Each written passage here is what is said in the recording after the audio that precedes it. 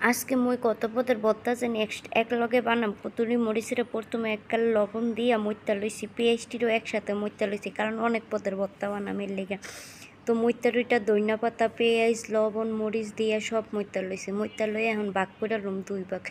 সরিষার তেল দিয়েও লইছি লইয়া এখন 2 ভাগ করুম 2 ভাগ করে অর্ধেক থুইছি ইয়ার লেগা শুটকির লেগা আর অর্ধেক দিয়া ডিম দিয়া টমেটো দিয়া ভর্তা কি যে মজা হইব। এমনই দেখে আমার মতামতির ঠেলায় লোল পইরা যাইতেছে ভাই লোল পইরা যায় একটু আটকান আটকান আমার লোল।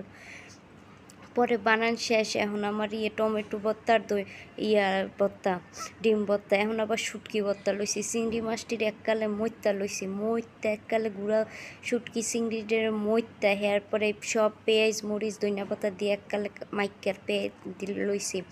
এখন আবার এনে বানাইতেছি আলু ভর্তা 3 পদের ভর্তা একসাথে খাম রাইতকার খাওয়ান এককালে জমা যাব। পেঁয়াজের আমি কি আসছি এটা নতুন স্টাইলে বানাইছি পেঁয়াজ এককালে ভাজ্যা এককালে শুটকি বানাই লাইছি এককালে ভাজ্যা কালা কালা বানায়া তেল দিয়ে এরপর মইত্যা লইছি।